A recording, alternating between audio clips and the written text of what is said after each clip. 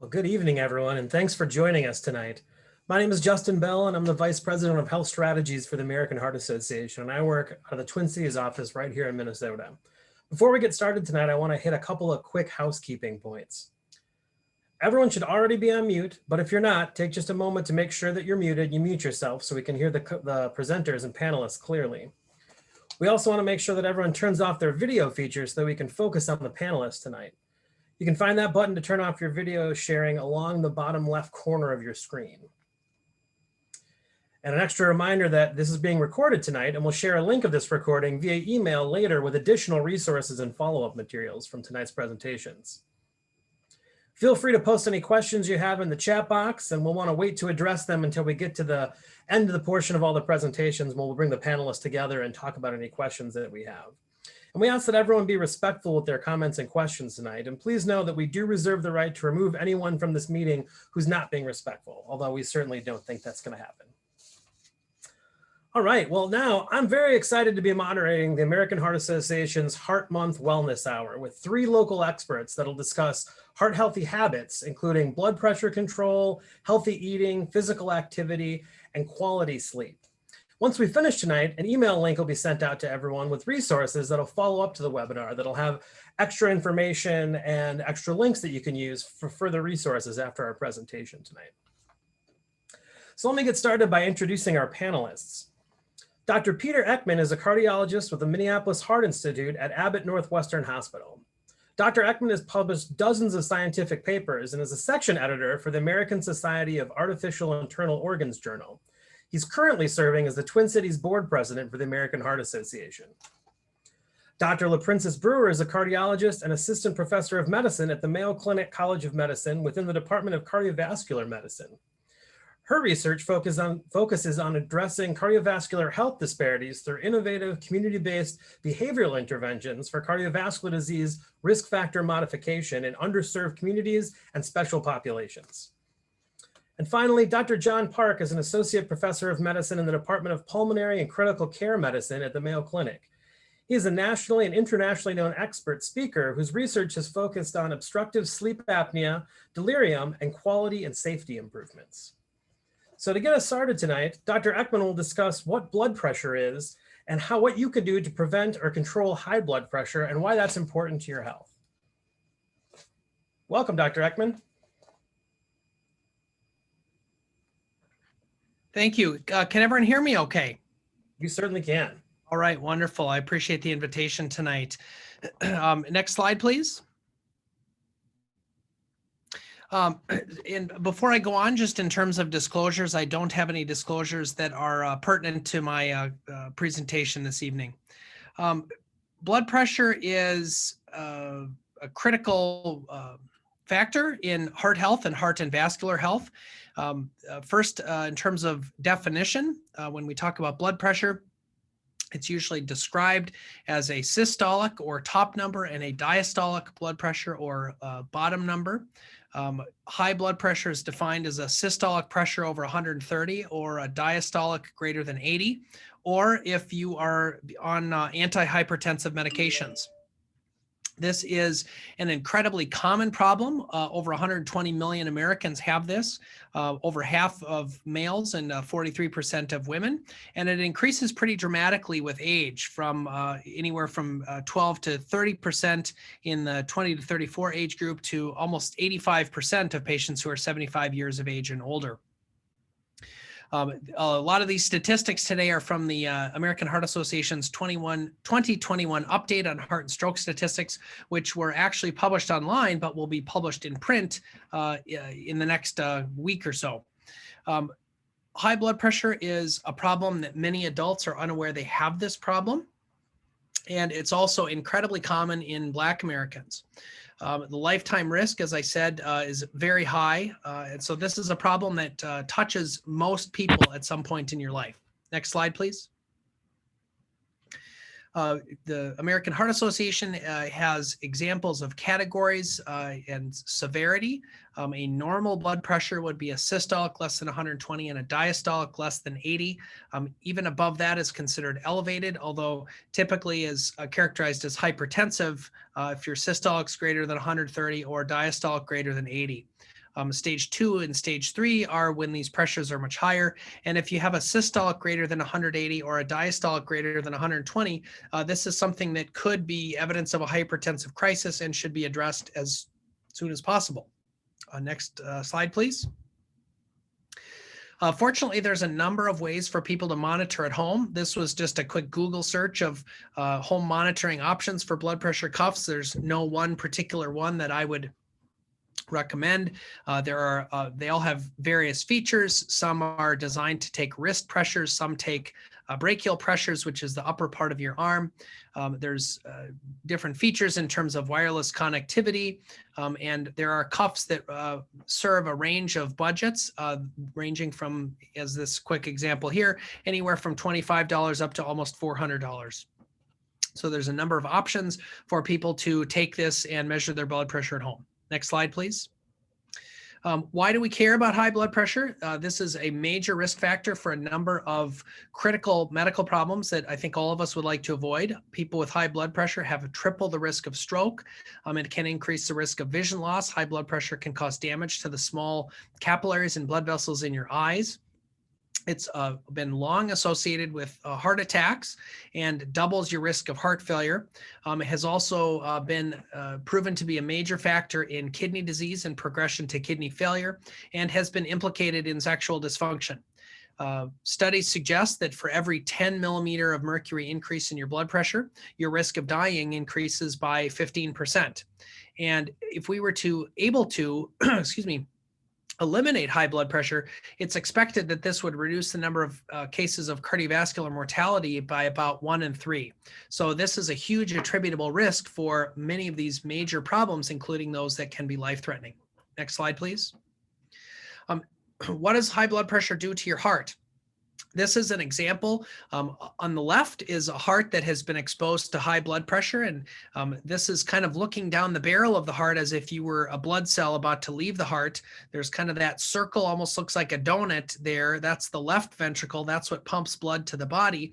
And if your heart has to pump against high blood pressure, it's a muscle, and we describe this as hypertrophy or get thicker.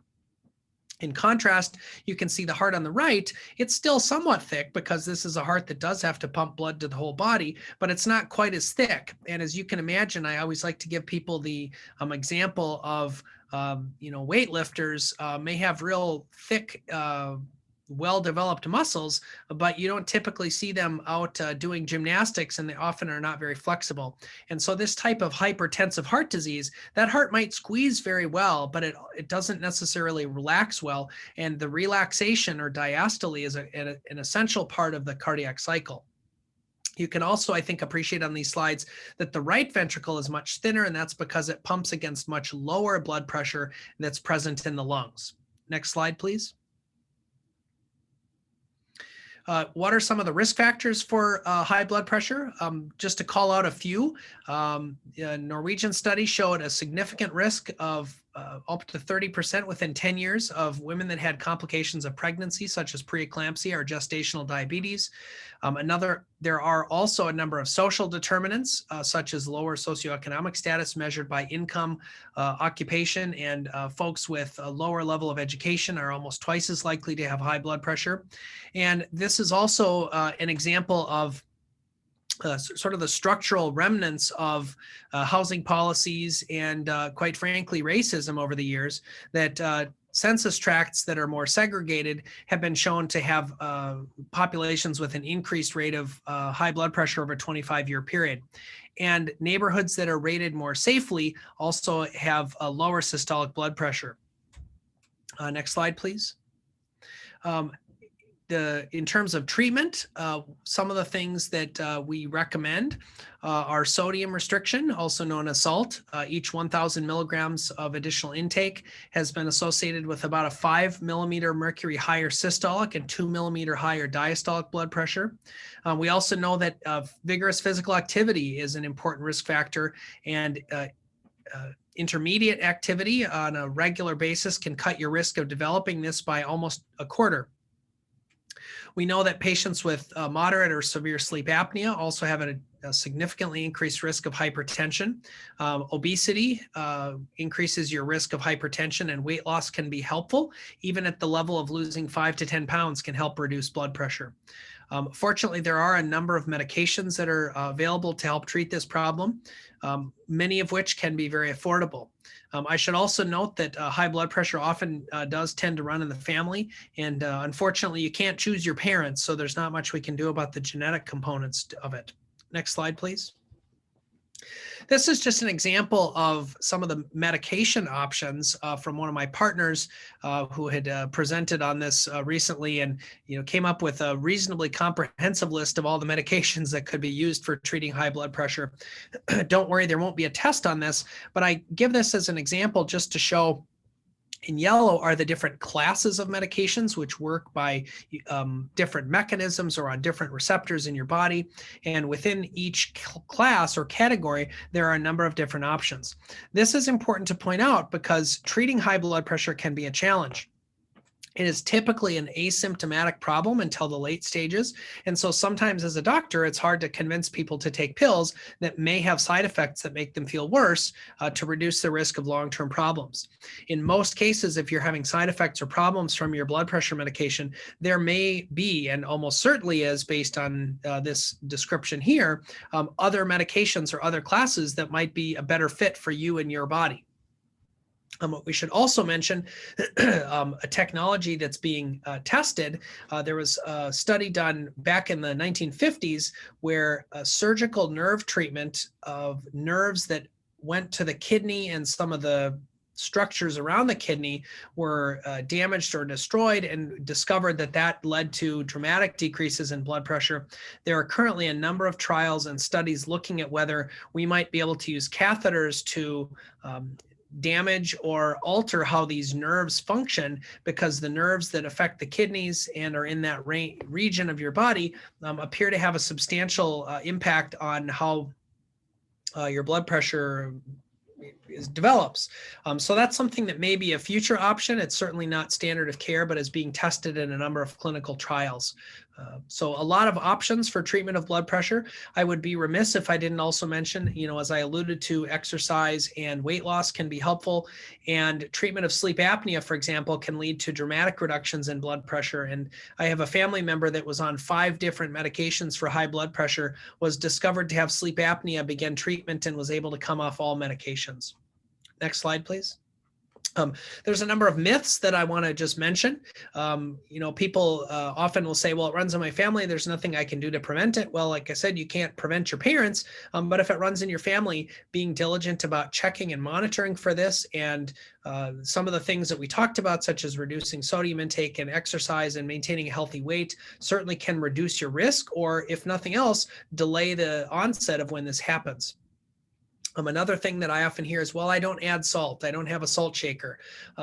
That's helpful, but most of the sodium intake in people's diet comes from sodium that's already in the foods. For example, such as most processed and packaged foods have a lot of sodium in them.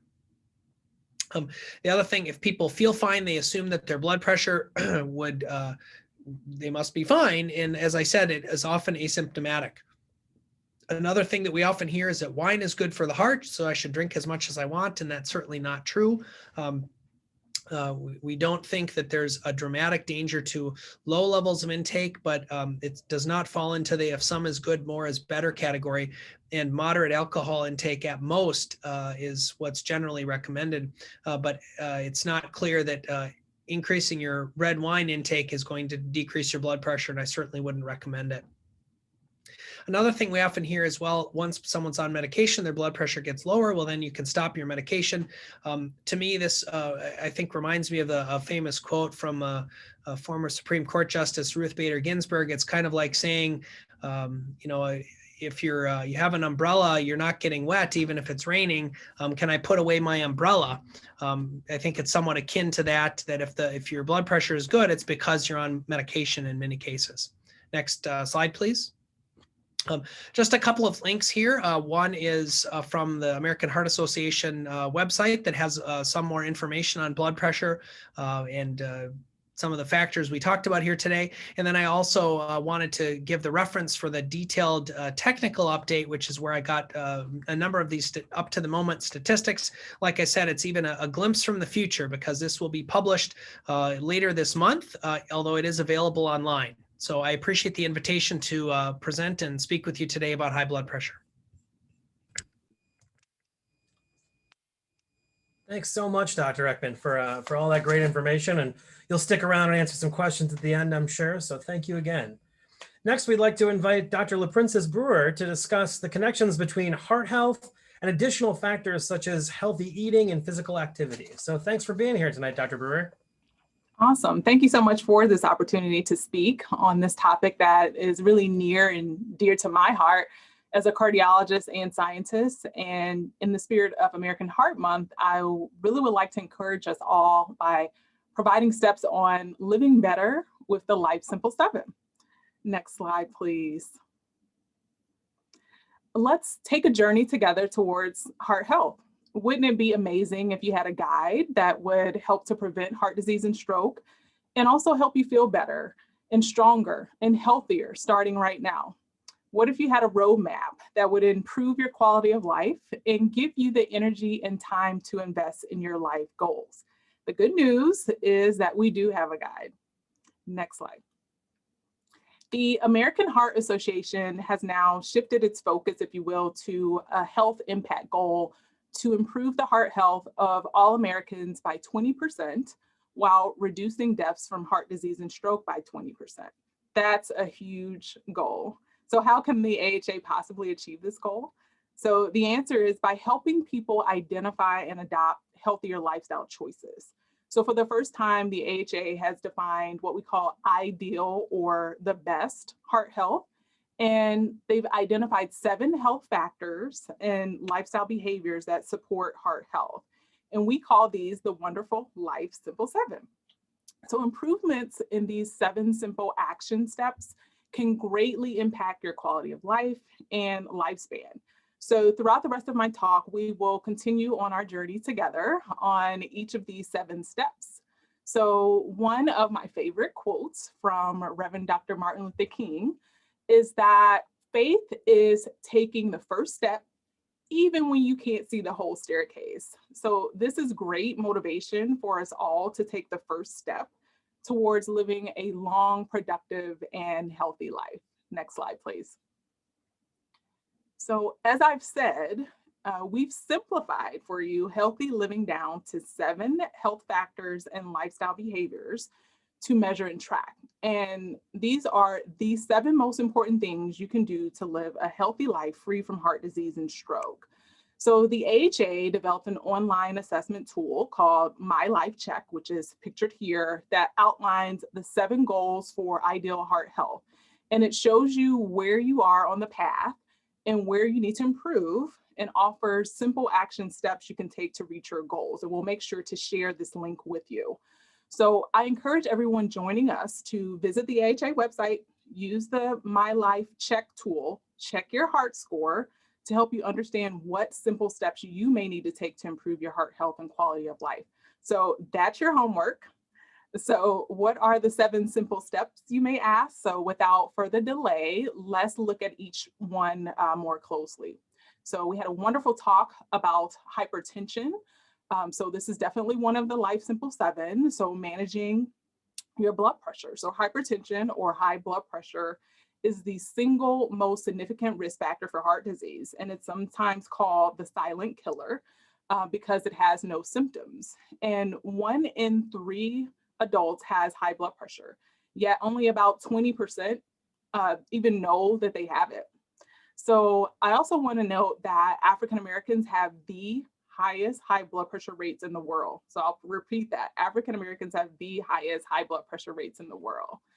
So if you're ready to embrace a life free from heart disease and stroke, one of your best strategies is to keep your blood pressure numbers in the normal or excellent range.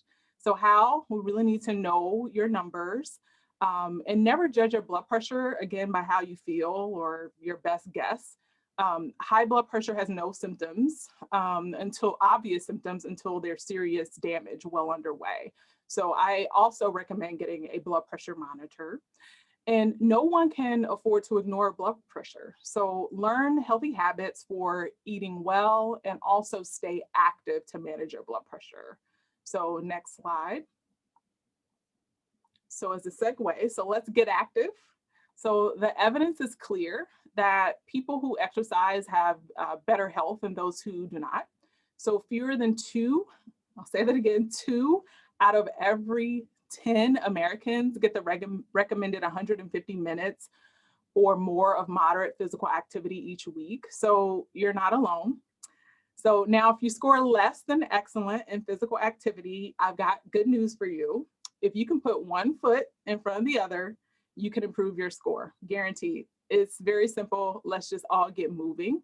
So first, make your decision. Tell yourself, no excuses, get moving. Engage in moderate physical activity like brisk walking, at least 30 minutes a day for at least 5 times a week. So just like eating, sleeping, brushing your teeth, physical activity is one of life's basics, so it must be done. And I'm not asking you all to train for a marathon either, but what is the best exercise program to start, you may ask? The answer is the one that you can stick with. Choose activities you enjoy. A walking program really has been shown to be the best exercise as far as success rates of people sticking with it. And you can also break your exercise sessions up to into 2 to 3 sessions of 10 minutes each, if that works best for you and your schedule.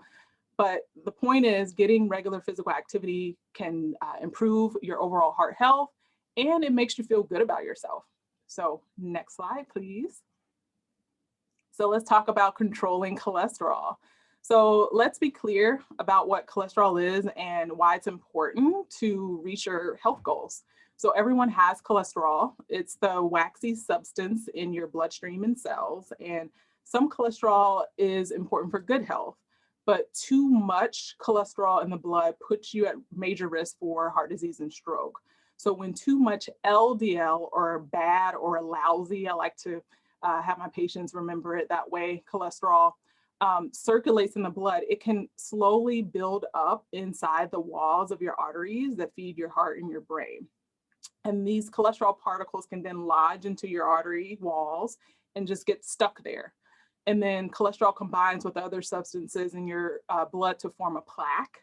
And then you get this thick, hard deposit that can narrow the arteries and it makes them less flexible. And that puts you at risk for heart disease and stroke. So remember, you want your blood to be able to go with the flow. So keep your cholesterol low. I thought that was fun. So how do you control cholesterol? First, follow your healthcare provider's advice, which will likely include, eating healthy foods, getting active, and you can never be too busy to exercise. And again, make physical activity a habit. All right, next slide, please. So eating better. So your body is counting on you to choose a wide variety of foods that are high in nutrition, fiber, low cholesterol, fat. And if you were to write down every single bite that you put into your mouth today, what do you think you would learn about your own nutrition habits? So I really encourage you to say yes to choosing foods like, lots of fruits and vegetables, whole grain carbs, fat-free or low-fat dairy products, and also regularly include fish that is rich in omega-3s. And these are great for both your heart and your brain. And say no to foods and drinks with added sugar and high sodium. And these guidelines are important for your whole family, and everyone in your house will benefit from eating this way. So just make it a family affair, if you will. Next slide. All right, so maintaining a healthy weight. So if you're overweight, don't waste your energy feeling guilty or bad about it. Instead, do something positive. Knowing your BMI is key. BMI is the height to weight comparison that helps you identify if you are in the healthy weight target for your height. So if your BMI is higher than 25, you should really work to bring that number down. Weight loss is best achieved over time and, with commitment to many of the things I've already talked about. So losing weight means changing the balance of calories in to calories out.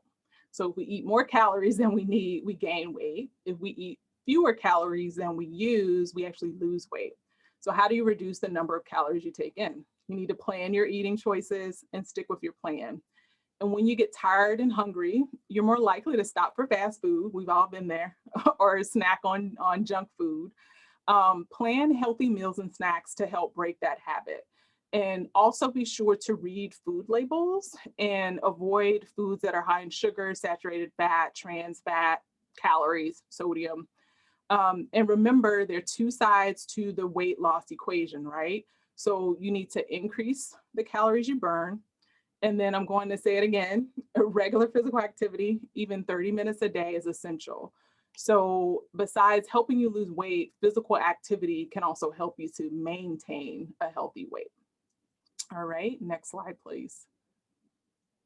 All right, so don't smoke.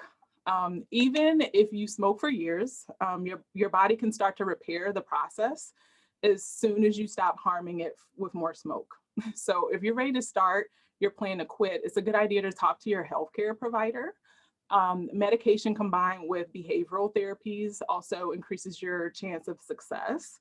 But with or without a prescription, here's a good plan to improve your chances for success. So first, focus on the rewards. It's a lot more satisfying to make changes when you focus on positive rewards, right? And you'll experience this by tossing out those cigarettes. You'll just think of the money you'll save, the benefits to your health, and the satisfaction of conquering those cravings to smoke. And then second, plan your response to roadblocks. You're gonna have them. So the hardest part is usually in the first couple of weeks, but make a plan on how you'll distract yourself during those first few weeks, and remind yourself that this difficulty is temporary. So the craving to smoke will not last forever. But once you get over that part, you're well on your way to quitting totally. So next slide, please. Lastly, reduce your blood sugar. So high blood sugar often happens when you maintain a diet with too many simple carbohydrates like sweets, donuts, white breads, cakes, cookies, pies, which are very quickly converted into glucose. And this can lead to the plaque buildup in your arteries. And while this is bad on its own, problems can become worse when your body gets resistant to insulin, or you stop making insulin altogether. So this condition is better known as diabetes. It's treatable, but can be very dangerous if it's not controlled. And it can also increase your risk for heart disease and stroke. And even if you don't have diabetes, you need to know your blood sugar level. And if your blood sugar level is higher than ideal, first, make good food choices. Again, choose the good balance of the nutritious foods. And you really want to focus on foods that take time to convert to glucose. So like whole grains, fruits and vegetables, not those that quickly convert. Second, commit to physical activity. Physical activity breaks down those carbs quicker and lowers your sugars. And then lastly, make sure you maintain a healthy weight, as this will help to keep your blood sugars under control. Next slide. So remember, the Life Simple 7 work together to help you build a better and stronger life.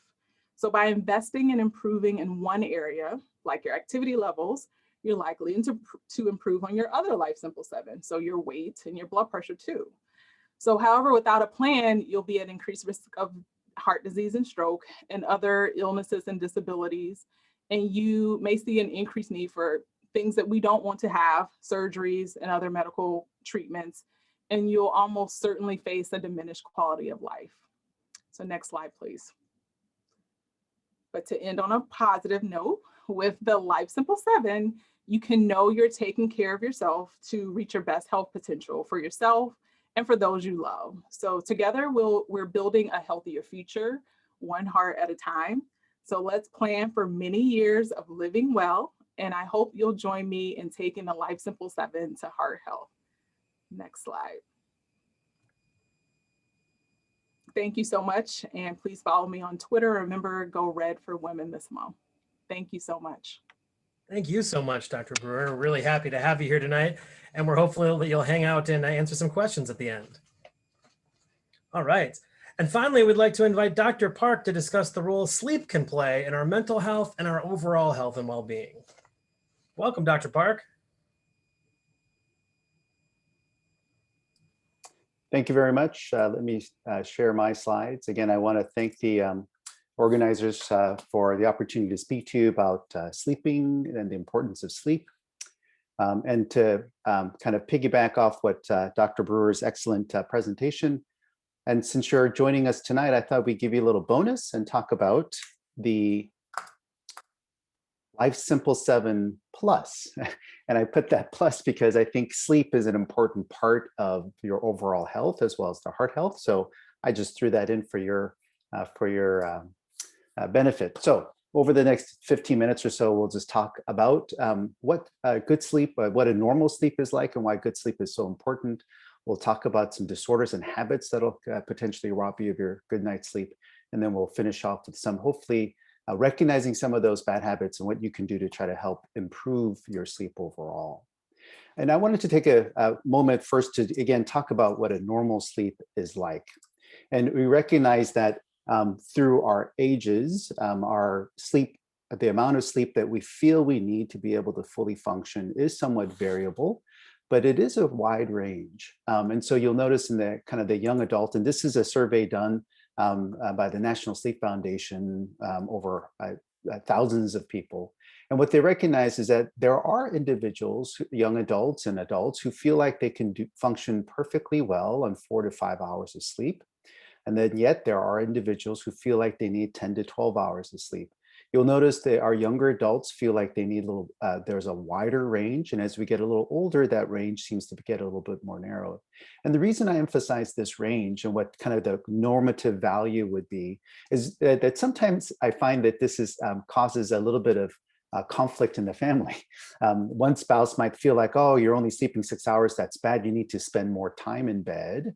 Whereas another spouse might sleep 10 hours in bed and the other spouse is saying, why are you sleeping so much? You're lazy and you need to move on and do things. And so just to recognize that all of us have different needs and what we need to fully function.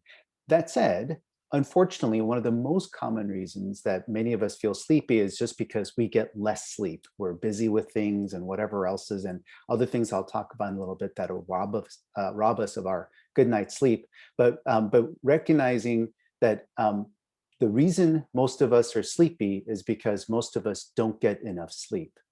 So again, two things to emphasize is that there's a range of sleep that's considered normal, and whatever sleep you're getting, if you feel fully awake, fully functional, not feeling sleepy, then that's okay for you.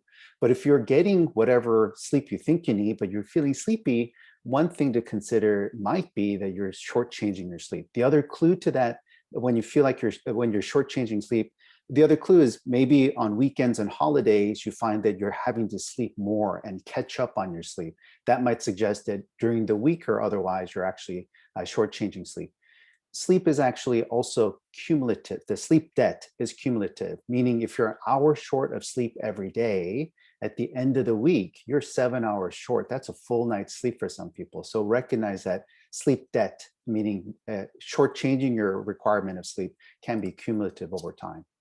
The other thing I wanted to emphasize about sleep is that it turns out our sleep actually develops and changes its degree and proportions of different types of sleep as we go through the night. This is what we call a hypnogram, which helps us kind of, this points to different stages of sleep that we go through the night. And to orient you, this W, this bar up here means you're awake. The second bar, looking at R, represents REM or dream sleep. That's the black bar. And then it's stage 1, stage 2, and stage 3 sleep. Stage 1 and 2 are considered lighter sleep, and then stage 3 is considered deep sleep. So what you'll notice is that we get more of the deep sleep in the first part of the night, and then our dream sleep, we get that more in the second half of the night. And the reason I want to emphasize this is that that's why it's actually better to try to sleep in one continuous phase that most folks will sleep during the late night to the morning hours versus trying to break up your sleep into different segments. Unfortunately, some of us who do shift work, it's hard to do this in a single block. But if you can, to the best of your ability, it would be preferred to try to sleep in a continuous block as best you can. And when you find that you can't, then this is where you might need to talk to your doctor.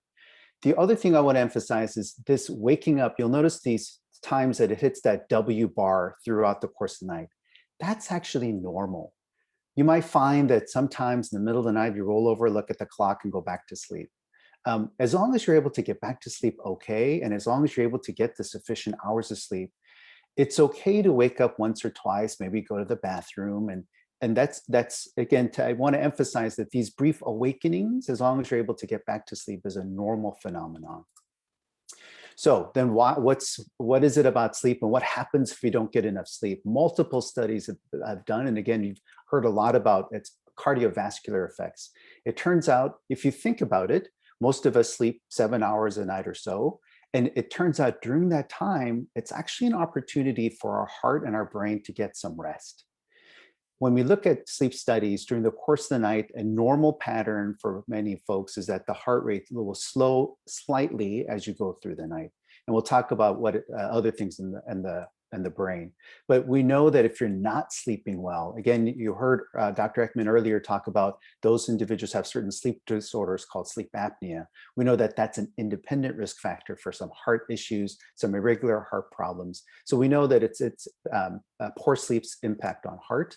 But as you can imagine, if you're not sleeping well and you're tired and sleepy, it turns out how you think about things, how you process things, what your memory is like, all of those things can be affected. And you can also imagine if you're not sleeping well and you're tired, you tend to be more irritable.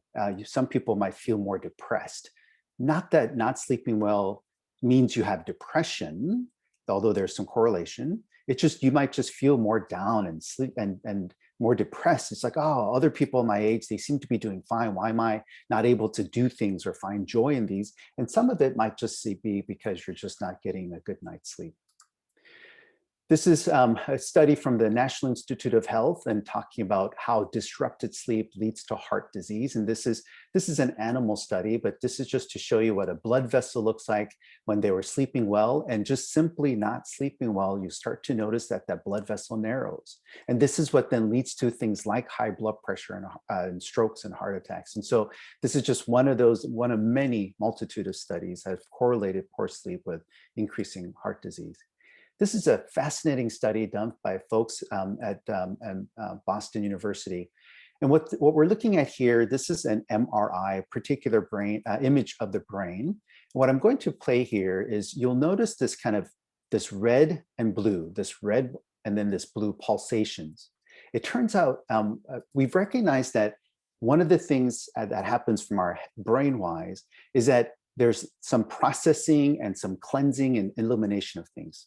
If you take a step back and think about all the things that your brain processes during the course of the day, little signs, little noises, things that you've heard, things that you've read, things that you've seen, but your brain doesn't hold on to all of it, otherwise it'll just get overwhelmed. And it turns out during the night, some of that processing of what's important and what's not happens.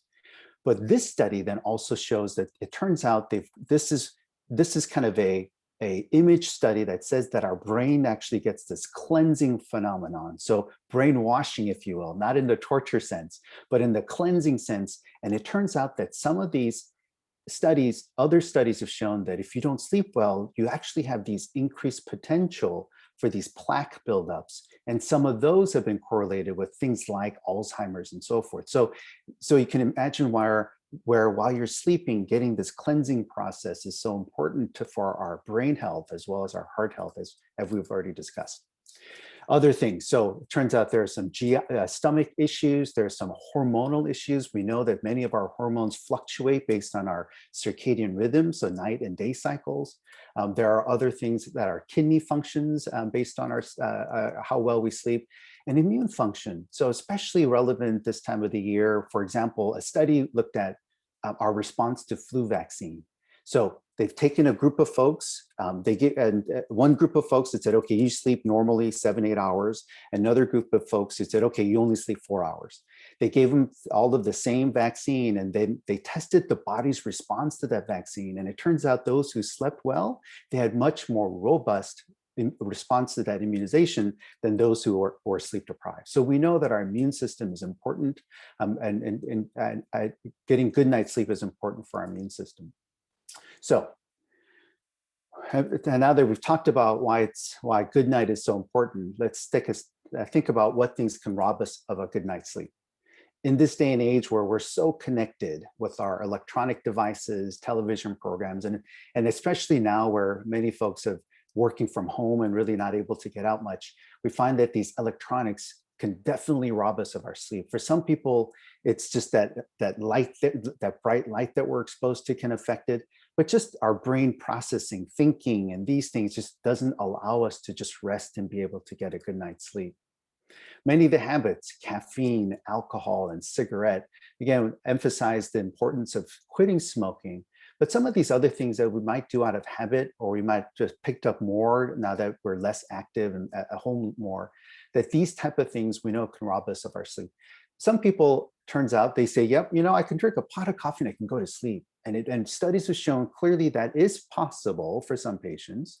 But the interesting thing is when we look at their brainwave after they've had that pot of coffee, while they fall asleep fairly quickly, we find that there's a lot of these what we call arousals or more awakenings that our brain is just kind of stimulated. And it doesn't allow them to get the good quality sleep that they need.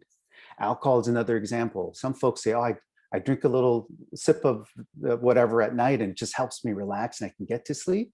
But again, it turns out after so many hours, the brain again tends to have more of these arousals or awakenings and contributes to disrupted sleep. Nicotine, for all the bad things that we talked about, how it's important to quit smoking. But the other thing is this, the nicotine is this brain stimulant. And so we know that can also, turns out, affect our sleep quality. So again, very important. And some people, unfortunately, as they sleep and then they wake up in the middle of the night, then they start to pick up those habits. While I'm awake, I'm going to go drink something, or I'm going to smoke my cigarette. It turns out those behaviors will then perpetuate that wakefulness. And so this is where it's so important if you do wake up in the middle of the night, say you to go to the bathroom or whatever it might be, what you do during that time might unfortunately perpetuate that wakefulness. And so again, and perpetuate that timing of when you wake up, that it's important that we try to avoid those things. Napping. Again, many folks say, now I'm home, I'm doing work from home, I'm a little tired, I'm going to take a nap. Studies in nap has been a little bit controversial, but what most studies suggest is just short nap, 10, 15 minutes, may be okay. As we look at our own, what we call circadian rhythm, it turns out around that 1 to 3 o'clock, we get this little lull in our attentiveness. That's that old country's siesta that some countries still kind of follow. But that short nap might be okay, but if you go beyond 30 minutes, it turns out that will start to negatively impact your ability to sleep. The analogy that I talk to patients about is if you think about a pressure cooker, right? So you're trying to cook something in a pressure cooker, but if you keep lifting that lid, you're not going to develop that pressure. And it turns out our sleep is very similar. Our sleep, the longer we're awake, it turns out there's a chemical in our brain that builds over time. But if you take these naps, it turns out that chemical kind of gets washed away. And so you don't develop enough of this pressure for your body to want to go to sleep and stay asleep. And so if you keep taking these frequent or long naps, that can then potentially rob you of a good night's sleep. Irregular red cycles, and very common with our younger population, but sometimes when things are busy and whatever it might be, but this is an irregular sleep schedule, sometimes going to bed at 8, sometimes going to bed at 4 and waking up at 6. And these irregularity of the sleeps of our schedule turns out can also affect our ability to go to sleep and stay asleep as our body's trying to figure out, wait, am I supposed to be awake? Am I supposed to be asleep? So it turns out that's also detrimental. But also recognizing that many of the medicines we use to treat various diseases and inhalers, some of these are stimulants and some of these can affect our sleep, but some of these can also make us feel sleepy. So if you take it during the day, it might contribute to you feeling more sleepy and groggy. Some of these things that you take in the evening might actually cause insomnia. So recognizing that many of the medications might contribute to that. So this might be one of the things where you might want to talk to your primary provider and go over your medication list to see if maybe some of those things might be contributing to poor sleep. So other things. So again, we've kind of talked about this thing called sleep apnea. That's when while you're sleeping, your muscles relax and your airway becomes blocked, so you can't breathe. Well, when that happens, at some point, your brain says, wake up, take a breath, and has this awakening or arousal that sometimes you might wake up with a snort, sometimes you might not, but that's interrupting your sleep and turns out it stresses your heart and brain. So having things, this loud snoring and stopping in your breathing while you're sleeping, turns out that's something to watch for. Recognizing that there are various sleep disorders like nightmare syndromes, and these things that causes issues, or some folks have insomnia that we need to then talk about and understand. Certain diseases like chronic cough, problems with urination, we know that these things can certainly contribute to those. Some people have what's called restless leg syndrome. That's that irritable sense, that urge that you got to move your legs and you can't control it, that sometimes can be activating and contribute to inability to sleep. I mentioned briefly about depression. We know, unfortunately, that those who are depressed, they tend to not sleep well and tend to have early morning awakenings. And then again, as I mentioned, if you don't sleep well, that can contribute to feeling more depressed. And so again, disorders like depression can be an issue, nightmare syndromes, especially for our younger children. But some of our older patients might start to act out dreams, and that can also affect not only the patient themselves, but their spouse who's concerned about these acting out dream behaviors. And so that can certainly contribute to bad sleep. Again, shift work, unfortunately, that's another thing. So not only are there behaviors that can rob us of good sleep, but there are various disorders that can rob you of good sleep. And again, with any of these things, recognizing that some of these things might be an issue, talking to your primary provider would be helpful. So what can you do? So again, you've heard a lot about the benefit of exercise. It's one of those things, if you can do it, we know it's great. It's great for your blood pressure. It's great for your heart. It's great for your brain. We know studies have shown that regular exercise, it reduces the likelihood of developing things like dementia. And it turns out it's also great for your sleep. So it's one of those things, if you can do it, it's important. Don't overdo it to cause problems, but try to maintain that exercise and active lifestyle. As I mentioned, establishing a regular pattern, not to say that, oh my goodness, it's 11:01, I better be asleep right now, not to be that regimented, but you don't want to vary your sleep by more than 30 to 60 minutes. You want to try to be mindful of, this is my, whatever time you say, 11 to 6, 11 to 7, if that's your sleep time, you should anticipate that. So starting about 10, 10:30, oh, I better start getting ready for bed and start slowing things down. And much like you remember when if you were children, when they were young, you would have this routine, oh, Johnny, it's time to go to bed. So you turn down the lights and slow things down and give him a bath and read a book and then turn out the lights and good night, Johnny. That kind of a rhythm, that slowing things down and letting our body recognize that it's going to be time to go to sleep, and trying to establish that kind of a pattern is important, so that, again, to help encourage good night's sleep. As I mentioned, how electronics and alcohol and nicotine and caffeine, all of these things can rob us of good sleep. There are studies that show even a single cup of coffee for some patients can affect how they sleep at night. And so in general, we say anything like nicotines and caffeine, in the early afternoons, but nothing in the late afternoon, and certainly nothing in the evening. Similarly, alcohol, maybe a glass of wine with dinner, but nothing after that. And watching your electronics time is important because, again, not only can it affect our light responses, but our brain in terms of it activating. So making sure you watch those, and especially for our younger patients, that seems to be a bigger issue as they're connected 24/7, it seems. But enforcing that and then showing that behavior in yourself as well, so that they can see that, oh, mom and dad are doing it too, and really emphasizing that behavior, I think, is important. And as I mentioned, maybe a short nap might be okay, but really try to avoid taking anything more than 30 minutes, so that you can, again, help encourage better sleep at night is important there as well. As I mentioned, there are many things, medications, various disorders that can also rob you of your good sleep. So if you've followed these kind of exercise and pattern, you've done these things and you still feel like you're not getting a good night's sleep, I think it's important that you talk to your primary provider about what it might be that's contributing to bad sleep and what disorders that might be unrecognized that we need to address to try to help you with that. Again, there are a few links, again, from the American Heart Association. There's again, among other things, it again talks about, again, what I'm going to call 7+ with the importance of sleep. As I mentioned, the National Institute of Health also has a very patient-friendly website that talks about importance of sleep.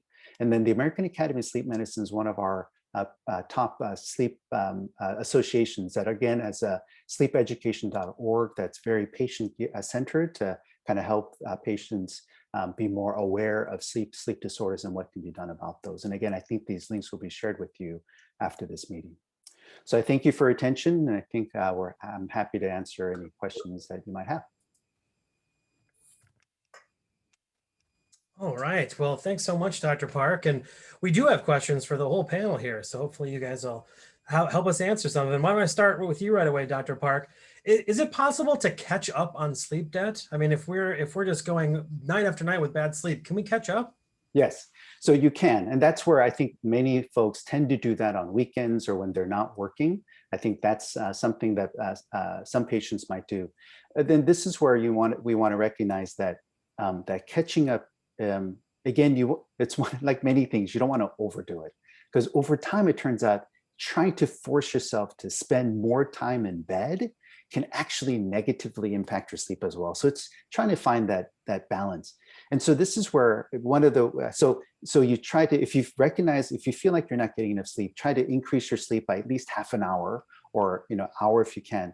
But at some point, if you feel like, oh, I'm just, spinning, you're twiddling your thumb in bed and not doing anything, then I would suggest you get out of bed. So to answer, yes, it is possible, but recognize that there's a limit to how much sleep you actually need. So be mindful of that total time. Good advice. Good advice. Thanks. Dr. Brewer, we hear conflicting claims about eggs and heart health. Can you clear it up for us? Are eggs good for us? Are eggs bad for us? The chicken or the egg? You're exactly right. There's been so many conflicting studies with eggs. So I would say you can eat your eggs, but in moderation.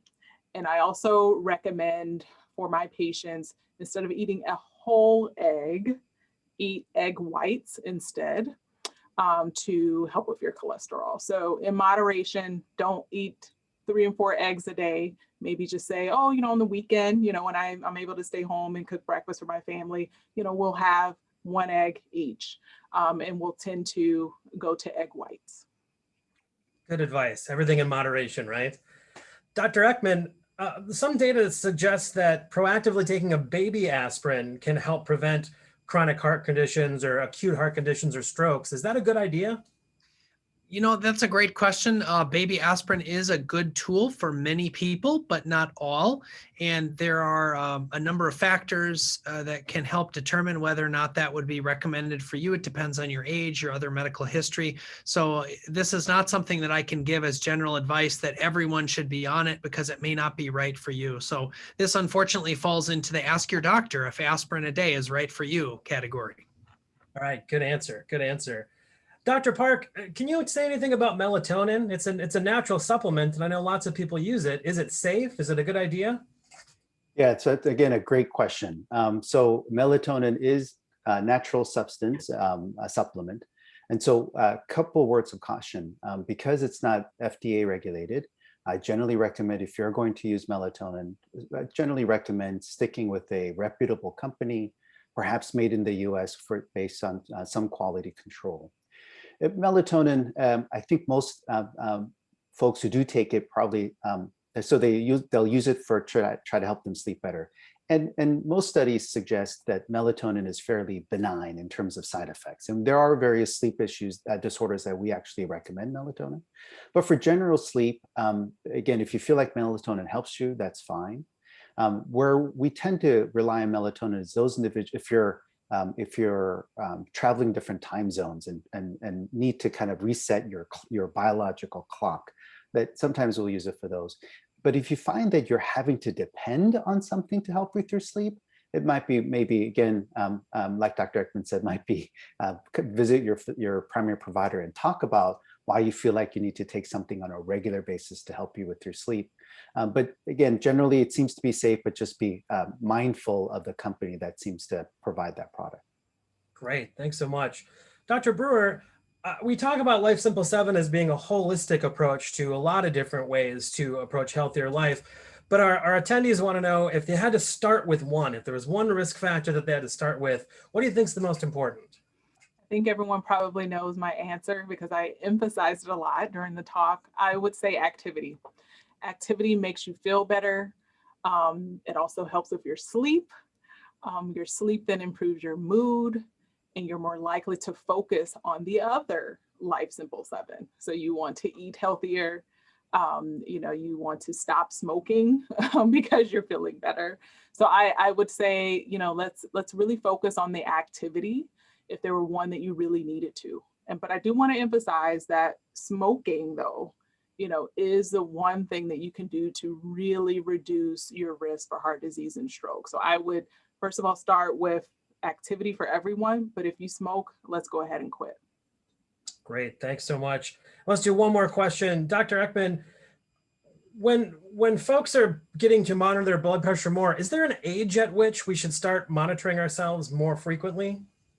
It's a great question. As you saw, and I think it was my first slide after my introduction slide, it starts to become more prevalent, certainly by the time people are in their 40s. And, often we see 20 and 30-year-olds, particularly men, are often not visiting the doctor. But this is a good example of why it's so important to have a relationship with a healthcare provider and be seeing someone. And, even if you're in for a sinus infection or a sprained ankle, you'll get your blood pressure measured periodically.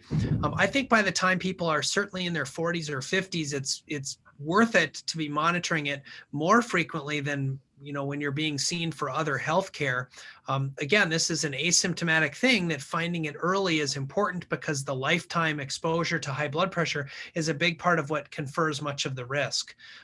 Many of the blood pressure cuffs, as I mentioned, are pretty inexpensive. And so it's not a bad idea to get one. If you're otherwise in good health and have not had trouble with high blood pressure, you don't need to check it very often. But if you do have one, it's not a bad idea, even if it's a few times a week or, once or twice a week. I often encourage my patients to get a blood pressure cuff because it can also be real helpful when you are calling your provider for advice or you have health concerns. And with more telemedicine and remote monitoring these days, given the COVID pandemic, it's also nice to be able to get that blood pressure at home. There's a reason it's considered one of the key vital signs. It's really a vital part of your health. So I think knowing your blood pressure is worthwhile at any age. Thanks so much. And we are out of time. So I want to give a heartfelt thanks to Dr. Brewer, Dr. Ekman, Dr. Park. You're all fantastic. Thanks for spending your time and sharing your expertise with us tonight. And thanks to all of you who decided to chime in and ask some questions tonight too. We're really happy that you spent this hour with us tonight during Heart Month for our wellness webinar. Remind everybody that we'll be sending follow-up emails with a link to the recording and some extra links to materials and resources from the talks tonight. And we hope you all will have good luck and heart health going forward. So thanks very much, everybody. Good night.